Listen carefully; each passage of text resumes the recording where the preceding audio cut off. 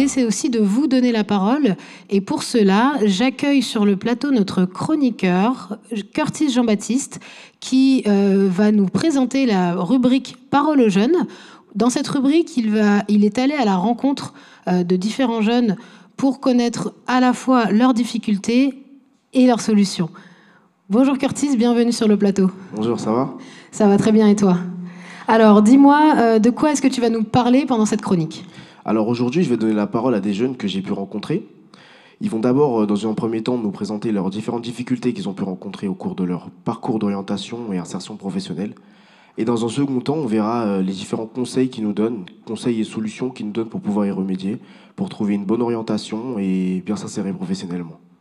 Et pourquoi c'était important pour toi de faire cette chronique, justement ?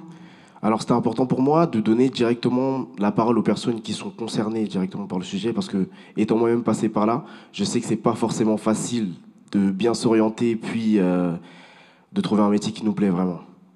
Bah écoute, on a hâte d'en savoir plus. Et du coup, dans cette première partie, qu'est-ce que tu nous présentes ? Alors dans cette première partie, j'ai rencontré 5 jeunes, comme je l'ai dit, qui vont nous présenter leurs différentes difficultés qu'ils ont rencontrées au cours de leur parcours. Est-ce que tu peux nous donner, par exemple, quelques exemples de ces difficultés, puisque tu les as rencontrées, tu as pu échanger avec eux. Est-ce que tu as quelques exemples en tête ?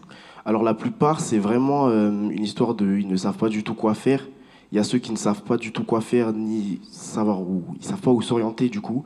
Et les autres, c'est plutôt ceux qui savent où aller, mais ils sont indécis sur 2 pôles très différents. C'est-à-dire qu'ils hésitent entre 2 choses complètement différentes.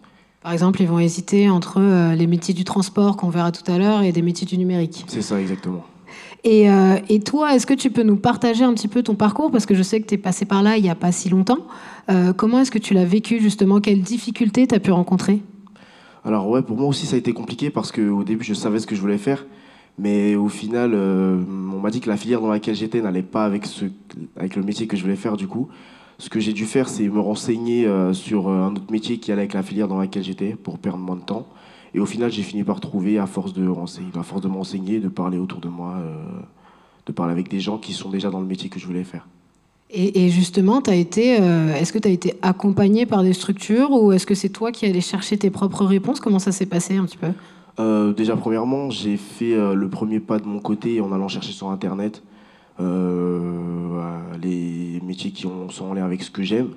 Et ensuite, j'ai aussi été aidé par mon lycée, du coup, la conseillère d'orientation m'a beaucoup aidé, qui m'a proposé différents métiers, et voilà. Bah écoute, merci beaucoup, merci pour ce partage d'expérience et je pense que ça en inspirera plus d'un. Dans cette deuxième partie, on va parler solutions. Est-ce que tu peux nous en dire un peu plus ? C'est ça exactement, comme on a vu dans la première partie. On a parlé surtout des différentes difficultés que rencontrent les jeunes dans leur orientation. Là, maintenant, les 5 jeunes que j'ai parlé dans la première partie, ils vont nous présenter justement les différentes solutions et conseils qu'ils nous donnent pour pouvoir trouver une bonne orientation et bien s'insérer professionnellement. Allez, on regarde. C'est ça. Quel conseil, toi, tu donnerais aux jeunes qui sont actuellement en train de chercher une orientation, qui ont du mal, ou pour les personnes qui ont fini leurs études et qui cherchent à s'insérer dans la vie professionnelle ?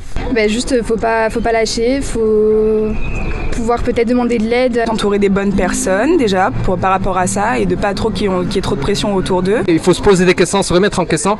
Est-ce que je veux ça ou je veux pas ? Est-ce que je vais réussir si je fais ça ou pas ? Est-ce que je serai épanoui si je fais ce taf-là ? Tu vois ? Après, quand tu vas répondre à ces questions, ça va être facile pour l'insertion au monde professionnel et pour l'orientation, tu vois. Aller au salon des masters, aller au salon où ils présentent plusieurs domaines qui vous intéressent, renseignez-vous sur ces domaines. Les bibliothèques universitaires, c'est gratuit, vous y allez, vous renseignez sur les domaines qui vous intéressent. Et de se renseigner, d'essayer de parler avec des gens, pour voir sur internet ce que tu peux faire, parce qu'il y a plein de trucs qu'on connaît pas. En parler à ses proches, quoi, des petits conseils, ou même... franchement, il ne faut pas lâcher, il faut s'écouter et faire ce qu'on aime, en fait, c'est tout. Voyez au niveau de vos passions et vous finirez par trouver quelque chose. Faut être résilient, faut pas lâcher. Si t'as des portes fermées, faut continuer. De toute façon, c'est la vie. De faire vraiment ce qu'ils ont envie de faire et surtout, ce qu'on m'a beaucoup dit, de pas se dire que c'est tout de suite qu'on décide tout parce que ça peut changer plus tard.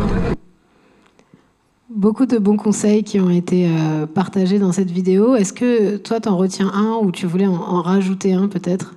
Oui, c'est ça. Après, celui qui me marque le plus, c'est le dernier qui est de vraiment pas lâcher et d'aller jusqu'au bout des choses.